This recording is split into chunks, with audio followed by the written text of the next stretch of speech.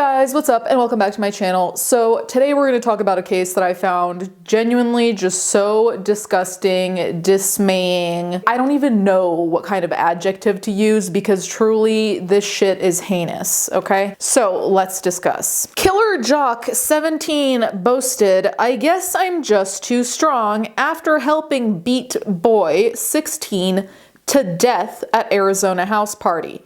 Bullies then danced on dying teen's body and quote-unquote humped him. We're gonna get into the story, but just from the headline, and obviously I know what happened, just from the headline, the absolute lack of humanity is what disgusts me here and what scares the shit out of me. We've all seen people getting into fights via the news or in real life, especially at parties where people get out of control, they hit each other. None of that is okay, but that still makes more sense to me that in the heat of the moment.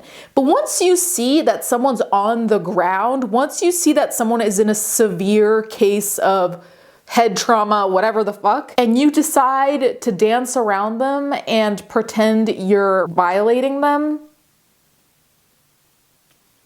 okay. An alleged killer jock bragged about beating a 16-year-old boy to death at an Arizona house party, saying, "I guess I'm just too strong." Talon Renner, 17, reportedly boasted to Snapchat friends after throwing quote-unquote hammer punches on Preston Lord at the Bash in Gilbert, Arizona in October 2023.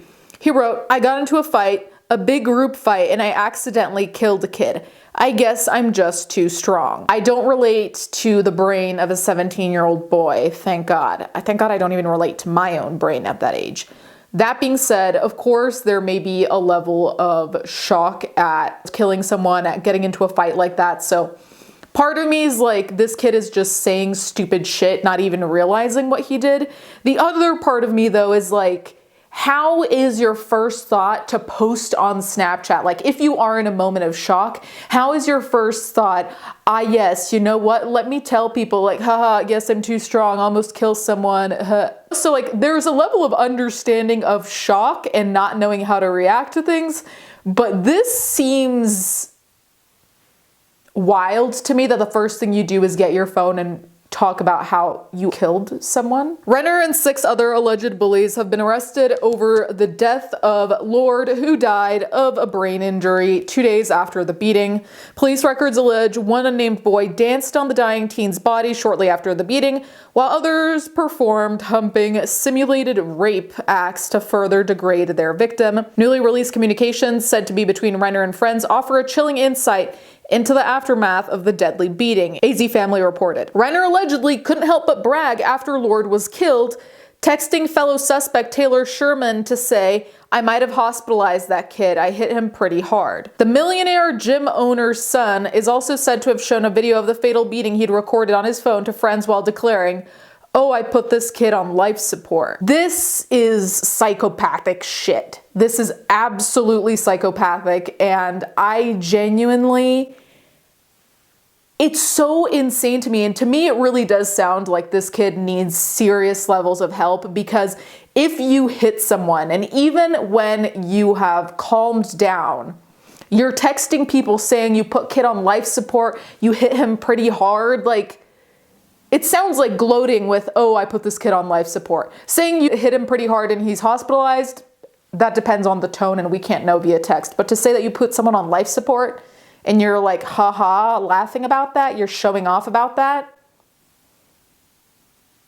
this is a dangerous person. And I know that he's technically quote unquote just a kid, but you're 17, you're 18 in a year. I don't know how much is gonna change within a year, but that is fucking terrifying to me anyway. The lack of understanding of consequence. Also, all of this shit sounds like a movie, and I'm not saying that to undermine anything, but it's like, you have this kid who's a jock, his dad is a millionaire gym owner. Why am I getting the vibe that this kid has gotten away with some serious shit before? I'm just getting that vibe, and I could be wrong, but I feel like I'm not. Also, I want to say this before it happens. I swear to God, if the true crime community, like the bad side of it, if people start fan cams with this dude because he looks like the type of dude that people would make TikTok fan cams of, I swear to God. More messages were sent 2 days after the attack. Bro, that kid died, one said. Tresty or Talon might be getting charged with murder, said another, referencing Treston Bailey, who had allegedly stomped on Preston's head. I don't even know how they're talking about this Okay. All 7 suspects have pleaded not guilty, but not before Talon Renner's parents allegedly tried to plot an escape from justice for their son. Talon's father, Travis Renner, allegedly tried to hide evidence from the night of the beating and shift blame to another boy with a similar name. Ashley Reynolds, who worked for Talon's father, Travis Renner, has claimed she was an unwilling participant in a cover-up that allegedly began as soon as Preston was critically injured. The former employee at Relentless Media Agency told Arizona Republic that her bosses Renner and Adam Kiffer, CEO of Relentless Media Agency, openly discussed their plans to hide evidence and shift blame on another boy with a similar name. See, this is what I'm saying about this whole villain, millionaire, gym owner shit. I already knew. Also, I have to say, and this is not confirmed, but you have had to have done some shady shit in the past. If something happens with your son, you don't even know exactly what happened yet, because it's apparently as soon as there was injury. They didn't even know how bad the injury was, and you already have an escape plan. You already want to cover up evidence. Like, listen, as someone who watches a lot of true crime and shit like that, if I had a kid that did something, I don't know if my mind would automatically jump to, yes, how do I hide all this shit? You know, I feel like that's an experience thing. Am I wrong? Maybe I'm wrong, but I just feel like most people aren't mentally ready to jump into that role of, let's hide evidence. Let's get this boy to run away from the police. Just saying. Travis Renner and his business partner reportedly plotted to bring Talon to a cabin until the injuries he sustained while handing out the beating healed. Detectives recorded that Renner's family had financial means to aid in fleeing to Mexico, and he was taken out of the Phoenix area after the attack on Preston. Phoenix police had to apologize earlier this month after Talon's parents, Becky and Travis Renner, received special valet parking services from the Maricopa County Sheriff's Office cops. Now, I don't mean to be conspiratorial, but I also wonder if it had been other cops at the crime scene, whether the family knows people. I definitely wonder that about the Renner family now. A deputy was seen pulling the millionaire gym owner's white Tesla Model X into a private car park so they could avoid running a gauntlet of journalists. Interesting. Authorities took months to name the suspects, with enraged locals who demanded justice and claimed the young boys' powerful families were preventing justice from being served. Listen to this though. This is what makes me think that, okay, the dad has some serious shit going on. Renner's other son, Kyler, is said to be a violent bully too. He's been charged in connection with 2 separate gang attacks at a parking garage and a house party in 2022. Travis Renner was also arrested in January on suspicion of drug possession and paraphernalia charges, while his son Kyler was taken into custody over the gang violence claims. There is some dirty fucking shit happening here. Like, there has to be more. I feel like this is just the tip of some, not necessarily a massive iceberg, but definitely something's going on, especially since seemingly the father is involved aside from like bailing his sons out. Shady. Also, Kyler scares the hell out of me. These eyes have seen some shit. No. Aside from Talon, there was damning evidence presented against all 7 of the accused. In the 1,100-page police report that was released on Wednesday, March 28th, a digital trail of evidence was presented. The Snapchats, videos, pictures, phone calls, and texts from October 28 allowed investigators to piece together the night. Over 40 minutes of 911 calls were made. The first ones were to report the out-of-control house party that hosted at least 250 kids. Another person who called 911 claimed the partygoers were armed. Someone's going to get hurt. Someone's going to get killed, the caller said. These kids have weapons on them. After the deadly fight, a fleet of 911 calls came through saying that a teen was attacked and that people were doing CPR.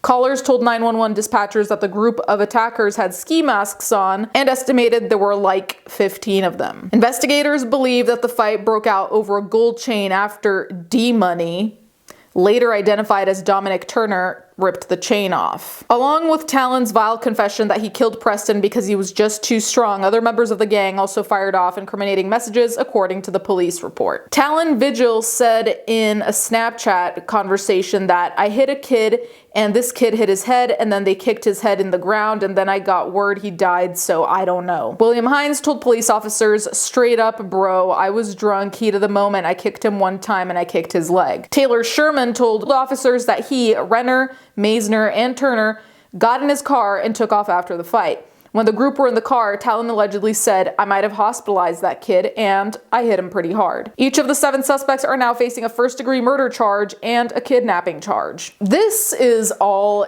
insane to me, and in the heat of the moment, I can understand why people didn't jump in or were afraid to jump in. I think what really shocks me is just how casual people seem in these situations. And granted, you know, in moments of panic, you're really not thinking about how you're coming across, but it's crazy to me that as far as we know, there weren't like panicked phone calls that we heard or the texts just being like, oh, I guess I put someone in the hospital. Oh, I guess this, I guess that. Like, oh, damn. Like, that's really scary to me. And it's also like a party with 250 kids. You'd think that shit would have gotten shut down relatively fast, especially if it was so loud. I can't imagine that for most part, the 250 kids or the growing crowd was quiet. So like, I wonder what the timeline here was, how quickly everything happened, because that also changes things. I'm glad social media exists because I'm glad that we have documentation to know what happened, but it's so crazy to me that you hit someone so hard that they're hospitalized and they die. And of course he didn't know that at the time,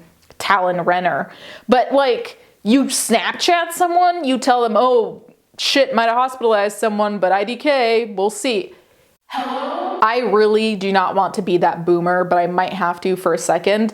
And this is something I studied in digital anthropology, so it's like an actual concept. It's not just me saying bullshit. The lens of social media can sometimes affect how connected you are to reality. So it's kind of like, you know how when we see mob mentality that like everyone's amping each other up, and then when you're by yourself, you're like, wait, that didn't make sense. But when you're with the mob, it made sense. I wonder whether this is similar in any way, that through the lens of social media, in the sense of if you write it to someone on Snapchat, it doesn't feel like it's actually happening. It doesn't feel like you actually might go to prison. It doesn't feel like someone actually died because it's just, you're telling it on Snapchat, right? It's like comparing where you're reading things from. For me, if I'm reading an article, I know I have a different mindset and a different seriousness about an article I'm reading as opposed to if I got a message in my Instagram DMs. Does that make sense? So I wonder how much using social media in this context was a way also to maybe process that shock and just, this is just a Snapchat conversation. Nothing really happened, whatever. You guys can let me know what you think about all of that.